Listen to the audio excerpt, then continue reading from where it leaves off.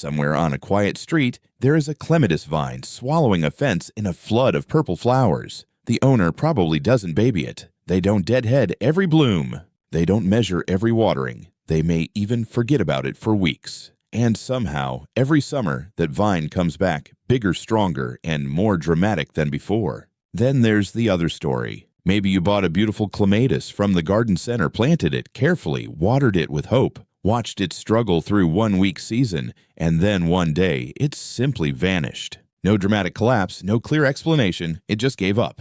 But here's the truth. Most plant tags never tell you clematis is not a fragile plant, it is a misunderstood plant. Most clematis failures come down to a handful of very specific mistakes. Once you stop making them, this vine can become shockingly tough. It can survive. Neglect dry spells, hard winters, broken stems, and even the kind of accidental damage that would finish off many other garden plants. In this guide, I'll walk you through the 5 secrets that turn clematis from a delicate-looking diva into a long-lived garden machine. And stay with me for secret number 4, because that one explains why so many clematis plants seem to die in their first 2 years, when in many cases, they were never truly dead at all. Let's get into it. Number 1, plant it deeper than feels right. Let's start with the rule that feels completely wrong the first time you do it. With most plants, gardeners are told the same thing. Plant them at the exact same depth they were growing in the pot. Keep the crown level with the soil. Don't bury the stem.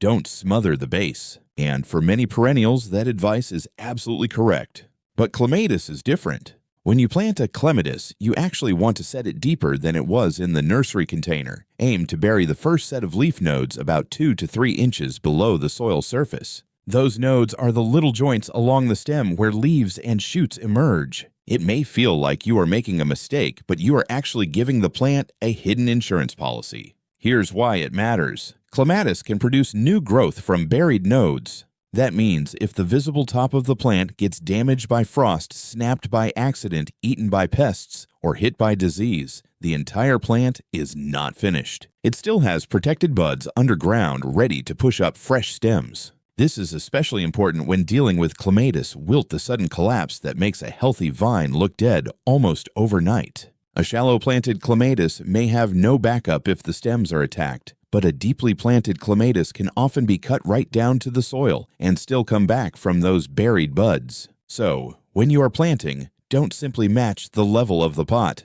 Go deeper, bury part of the stem, let it feel a little uncomfortable. That uncomfortable planting depth is one of the main reasons a clematis survives disasters instead of disappearing after its first bad season.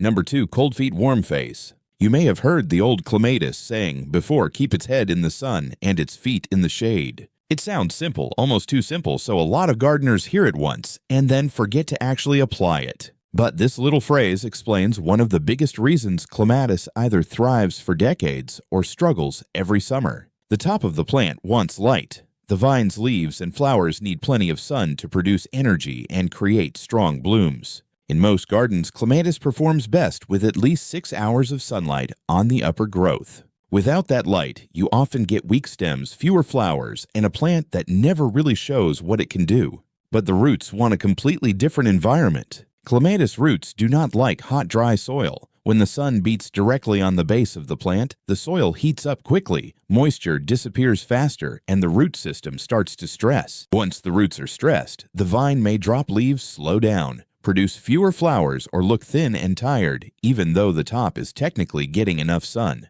So the goal is not to shade the whole plant. The goal is to shade the root zone. You can do this with mulch, but the best long-term solution is living shade. Plant something low and leafy in front of the clematis hardy geraniums, a compact shrub hostas in cooler spots, perennial clumps, or even a trailing annual that spreads across the soil. These companion plants protect the base, reduce evaporation, and keep the root area cooler during the hottest part of the day. This is what makes clematis more forgiving. When the roots are sitting in cooler, moisture-retentive soil, the plant can handle mist waterings and summer heat far better. Think of it this way. The flowers want sunshine, but the roots want protection. Cold feet, warm face. If you remember only one phrase about clematis care, make it that one. Number 3, know your pruning group or stop cutting entirely. This is where many clematis plants lose their flowers before they ever get a chance to open. Pruning clematis sounds complicated because honestly, it can be. Not every clematis follows the same rule. Some bloom on old growth, some bloom on new growth,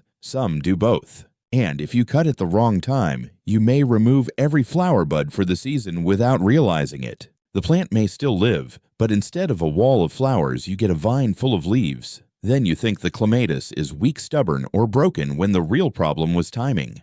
Here's the simple version. Clematis plants are usually divided into 3 pruning groups. Group 1 blooms early in spring on stems that grew the previous year. These are the clematis you should barely touch. If you cut them hard in late winter or early spring, you are cutting off the flowers before they appear. With Group 1, only tidy the plant lightly after flowering, removing damaged or messy growth. Group 2 includes many of the large flowered clematis that bloom in late spring or early summer, and sometimes again later. These bloom on both old and new wood, so they need a gentle approach. In early spring, remove dead, weak, or tangled stems, but avoid cutting everything down. A light trim is usually enough. Group 3 is the easiest group to manage. These bloom later in the season on brand new growth. In late winter or early spring, you can cut the whole plant back to about 1 foot above the ground.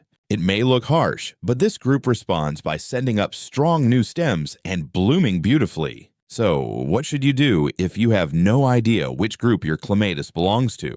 Do nothing for the first full year. Watch it. Notice when it blooms. Pay attention to whether the flowers appear early or late. That one season of observation will tell you more than guessing ever will. A clematis that is not pruned may get messy, but a clematis pruned at the wrong time may lose its entire show. When in doubt, put the shears down.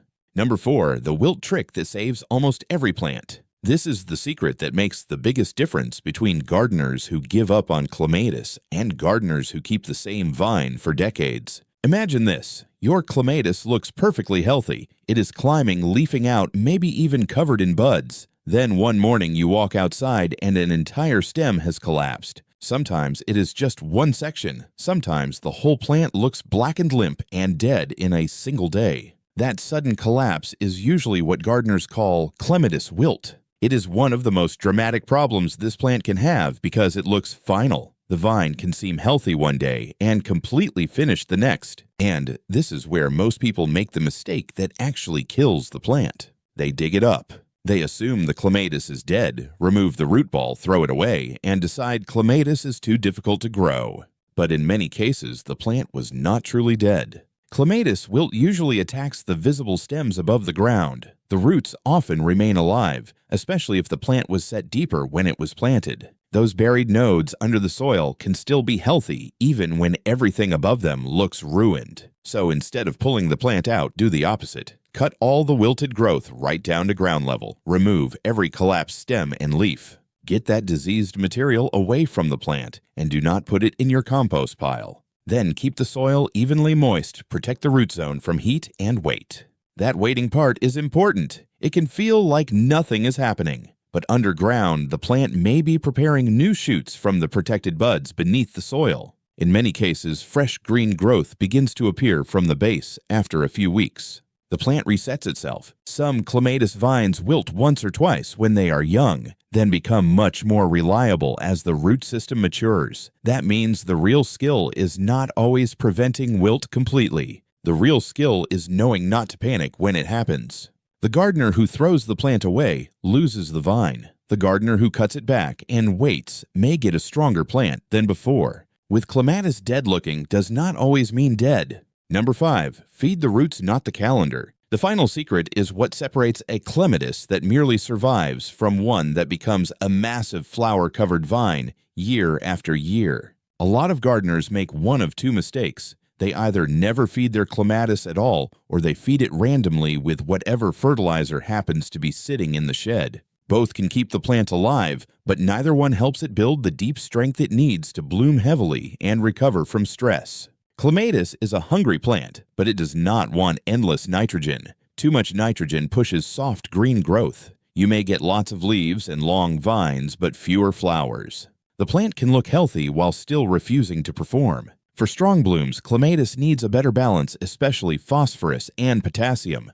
Phosphorus supports root development and flowering, while potassium helps with overall plant strength, stress tolerance, and bloom quality. The rhythm is simple. In early spring, when the plant begins waking up, give the soil a slow, steady boost. Work compost or well-rotted manure around the base, keeping it slightly away from the stems. This feeds the soil, improves moisture retention, and supports the root system over time. Then, as the plant moves closer to its flowering period, switch to a bloom-supporting fertilizer. A rose or tomato feed often works well because it usually contains more potassium than a basic high-nitrogen lawn-style fertilizer. Once the plant is flowering strongly, do not overdo it. Feed enough to support growth, then let the clematis use the energy it has stored. The real point is not just bigger flowers, it is resilience. A clematis with a strong root system has reserves. Those reserves help it recover after dry weather winter damage, broken stems, pest attacks, and even wilt. When the top of the plant suffers, the roots are what bring it back. So don't feed clematis just because the calendar says it is time. Feed the roots with purpose. Build the underground strength, and the flowers will follow. So let's bring all of this together because these 5 secrets are not really 5 separate tricks. They are one complete survival strategy for clematis. You plant it deeper than feels natural so the plant has protected buds underground and a second chance when trouble hits. You keep the roots cool and shaded while letting the vines and flowers reach for the sun. You learn the pruning group before you cut, and if you do not know the group, you wait and observe instead of guessing. You refuse to panic when clematis wilt appears because a collapsed vine is not always a dead vine, and you feed the roots with purpose, building the underground strength that allows the plant to bloom, recover, and keep coming back year after year. Do those 5 things, and clematis stops feeling like a fragile, dramatic plant. It becomes what it was always meant to be, a tough climbing survivor that can turn a fence trellis or old garden wall into something unforgettable. If this changed the way you think about clematis, make sure to subscribe to Root Garden Wisdom. This channel is all about understanding the plants that people often call difficult, when in reality they simply need to be understood correctly. And now I want to hear from you. Have you ever lost a clematis to wilt? Did you throw it away before knowing it might come back? Or do you already have one of those unstoppable vines that returns every summer, no matter what? Share your story in the comments. Now go plant something deep, and I'll see you in the next one.